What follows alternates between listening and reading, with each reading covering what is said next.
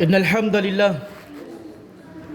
نحمده ونستعينه ونستغفره ونستهدي ونتوب إليه ونعوذ بالله من شرور أنفسنا وسيئات أعمالنا من يهده الله فلا مضل له ومن يضلل فلا هادي له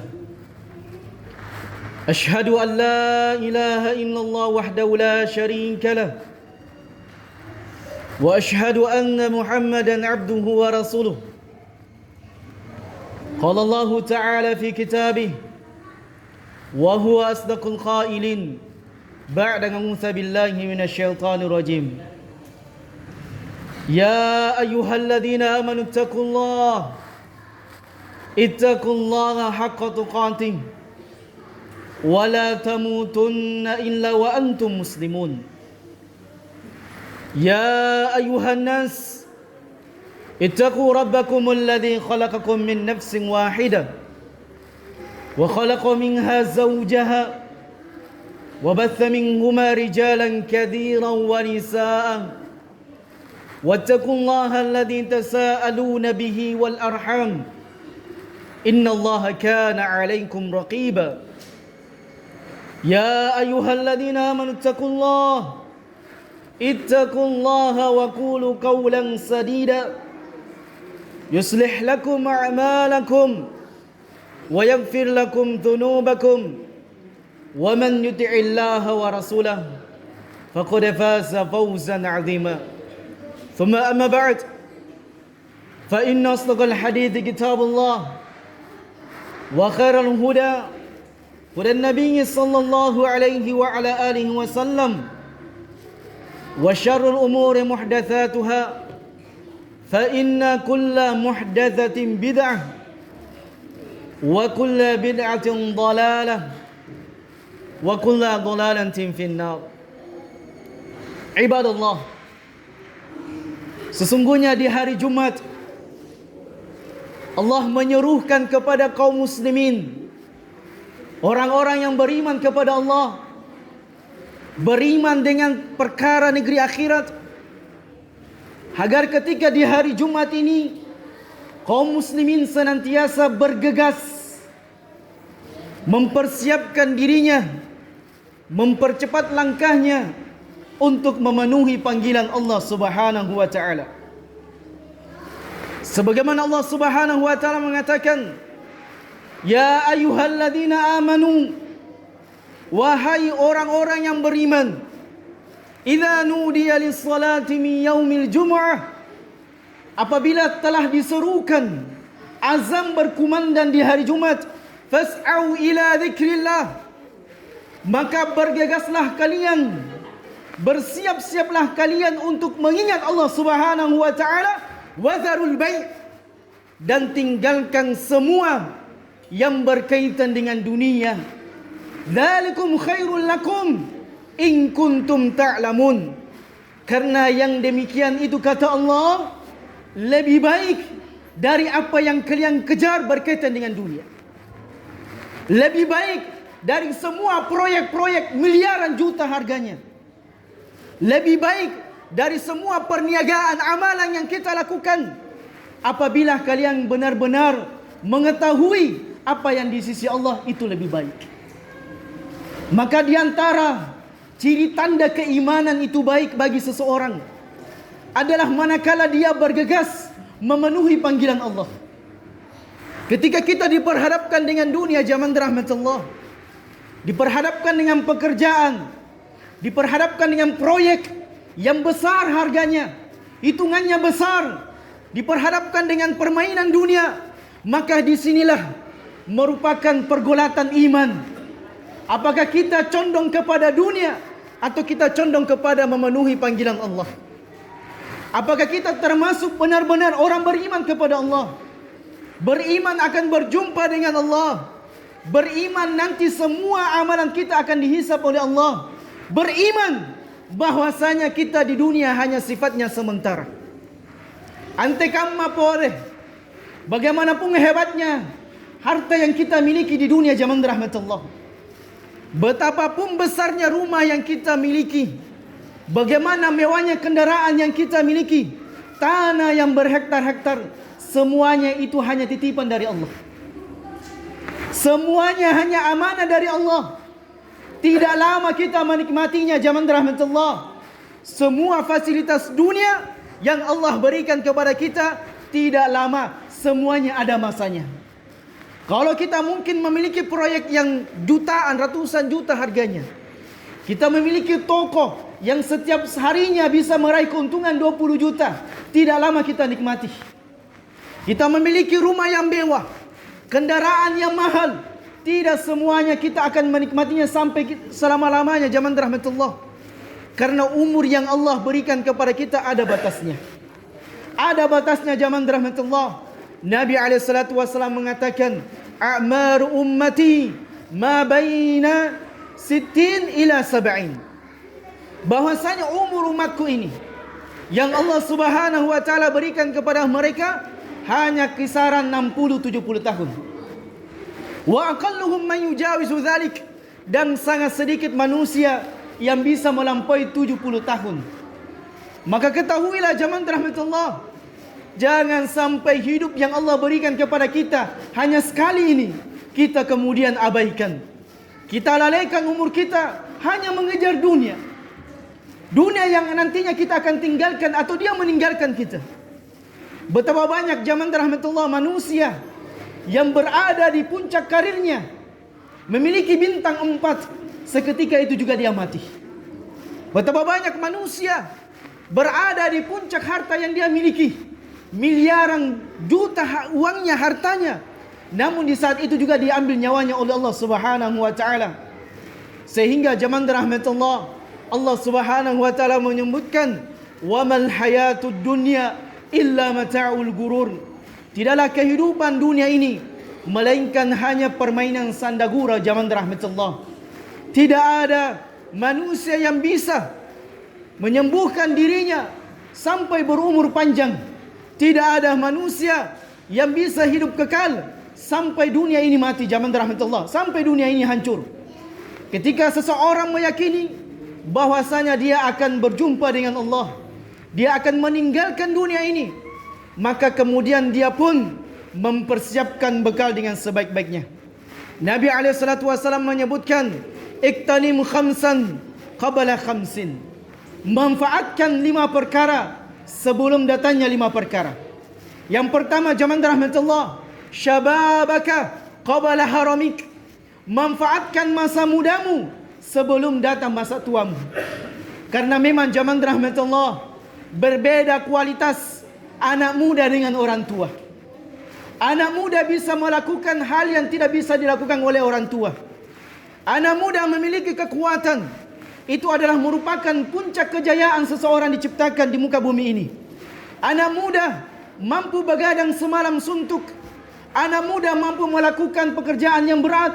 Anak muda bisa sanggup melakukan pekerjaan yang tidak bisa dilakukan oleh orang tua. Maka wahai anak muda, siapapun di antara kalian yang masih muda, maka manfaatkan masa muda menuntut ilmu. Karena sesungguhnya harta yang paling berharga yang dimiliki oleh seseorang adalah ilmu jamaah rahmatullah. Harta yang kita miliki yang berupa rumah bisa terbakar dan bisa hilang. Harta yang kita miliki berupa mobil bisa dicuri dan bisa terbakar dan hilang. Namun ilmu itu akan senantiasa kita miliki sampai kita meninggal. Dan orang yang memiliki ilmu akan diangkat derajatnya oleh Allah Subhanahu wa taala. Maka lihat anak-anak muda di zaman Nabi SAW.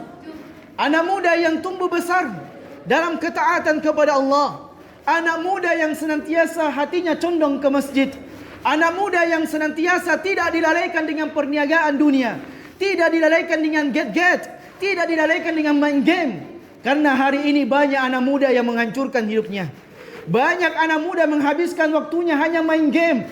Banyak anak muda yang menjadi beban orang tuanya. Banyak anak muda menjadi penyakit orang tua. Banyak anak muda menjadi musuh orang tuanya. Na'udzubillahi min dzalik. Maka jamaah rahmatullah, jangan sampai anak yang telah kita lahirkan, jangan sampai anak-anak muda yang telah kita besarkan menjadi bumerang buat kita. Lihat di beberapa tempat ada anak muda bakar rumah orang tuanya.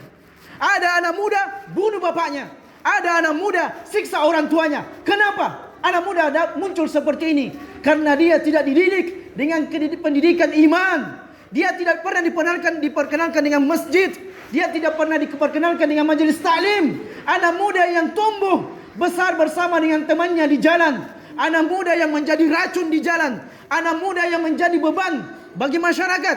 Anak muda yang disumpahin. Na'udzubillahi min dalik. Maka zaman rahmatullah, kita melihat banyak anak muda hari ini hancur. Anak muda yang tidak berguna. Anak muda yang paginya tidur sampai malamnya. Anak muda yang malamnya begadang untuk membuat kericuhan. Na'udzubillahi min dalik. Kita berlindung kepada Allah Subhanahu wa taala dari memiliki anak yang tidak berguna. Kita berlindung kepada Allah dari anak yang durhaka, anak yang kurang ajar, anak yang tidak menghormati orang tuanya, dan itu kembali kepada kedua orang tua. Bagaimana kita mendidik membesarkan anak-anak kita zaman rahmatullah. Inilah gunanya orang tua. Jangan hanya sekedar menciptakan anak dan tidak mendidiknya. Didik mereka, ajari mereka, pukul mereka kalau tidak melaksanakan solat. Lihat zaman rahmatullah, Nabi SAW mengatakan, "Muru auladakum bis-shalah wa hum abna'us sab'." Perintahkan anak-anak kalian untuk melaksanakan solat pada saat umur 7 tahun. "Wadribu 'alaiha wa hum abna'ul 'ashr." Dan pukul anak-anak kalian ketika mereka meninggalkan solat pada saat umur 10 tahun. Kenapa zaman rahmatullah? Ini rahasia. Siapa yang ingin mendapatkan anaknya menjadi anak yang berbakti, anak yang soleh, maka pendidikan yang pertama yang harus ditanamkan solat. Solat zaman rahmatullah. Jadi kalau anak kita sudah menjauh dari solat, yakin dan percaya anak ini akan menjadi anak yang durhaka. Kalau anak kita sudah tidak melaksanakan solat, bahkan sudah muda umurnya, sudah mencari kerja, sudah memiliki istri, dan kita masih memiliki tanggung jawab terhadap anak itu, maka perintahkan solat zaman rahmatullah. Bawa gandeng tangannya untuk melaksanakan solat. Jangan orang tua hanya pandai memerintah, solat nak, sementara dia tidak solat. Orang tua adalah merupakan cerminan bagi anaknya. Orang tua adalah merupakan amalan praktek buat anaknya. Ketika kita ingin mendapatkan anak kita baik, maka hendaknya orang tua dulu menjadi baik. Ketika kita ingin mendapatkan anak kita solat, anak kita soleh, maka hendaknya orang tua itu berbuat baik, berbuat soleh dan melaksanakan solat. Kemudian yang kedua zaman rahmatullah, kata Nabi SAW menyebutkan, wasihataka qabala saqamik, manfaatkan masa sehat sebelum datang masa sakit. Zaman rahmatullah, kalau kita sudah sakit, banyak khayalan beribadah. Kenapa saya dulu tidak begini, tidak begitu? Kenapa saya dulu tidak rajin solat? Nanti sudah stroke baru ingat solat di masjid. Nanti sudah jantungan, sudah sedikit-sedikit masuk rumah sakit, baru ingat bagaimana melaksanakan solat 5 waktu. Jangan zaman rahmatullah. Kita semuanya pasti akan sakit. Kita semuanya menuju yang namanya sakit. Ada sehat, ada sakit. Dan lihat hikmah Allah. Kalau Allah tidak tetapkan Anda sembuh, maka Anda tidak akan pernah sembuh dimanapun Anda berobat. Dan sebaliknya zaman rahmatullah, bagaimanapun kalau Allah tidak tetapkan Anda sakit, maka Anda tidak pernah sakit. Demikianlah takdir ketetapan Allah. Dan lihat, COVID-19 sudah hampir 2 tahun. Alhamdulillah, sebagian saudara kita mati, sebagian saudara kita masih hidup sampai detik ini. Demikian takdir Allah.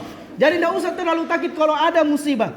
Tidak usah terlalu takut kalau ada bencana. Semuanya kita pasrahkan kepada Allah, karena semuanya berjalan sesuai dengan takdir Allah. Maka manfaatkan zaman rahmatullah sebelum datangnya sakit, sebelum kita melarat dengan sakit kita, sebelum kita mengeluh dengan sakit kita. Manfaatkan badan kita untuk senantiasa taat kepada Allah. Salat 5 waktu, qiyamul lail, baca Quran, berbakti sama orang tua. Gunakan semua tubuh kita zaman rahmatullah sebelum kita sakit.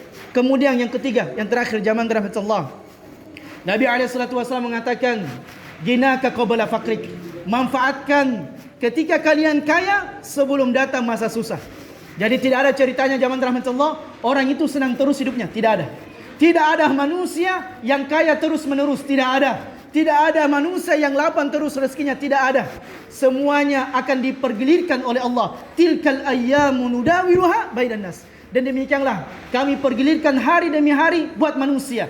Ada masa sehat, ada masa sakit, ada masa luang, ada masa sempit, ada masa lapang, ada masa kefakiran. Maka kita memiliki uang, harta, manfaatkan dalam perkara-perkara yang perkara tersebut adalah merupakan amal jariyah. amal yang bisa kita manfaatkan, kita mendapatkan pahalanya meskipun kita meninggal. Dan salah satu amalan jariah yang sangat ditekankan adalah membangun masjid. Membangun masjid zaman rahmat Allah pahalanya besar. Kalau anda tidak bisa menyumbang 1 juta, sumbang 100 ribu. Kalau anda tidak bisa nyumbang 100 ribu, sumbang 5 ribu, 50 ribu. Kalau anda hanya punya 5 ribu, 5 ribu perak.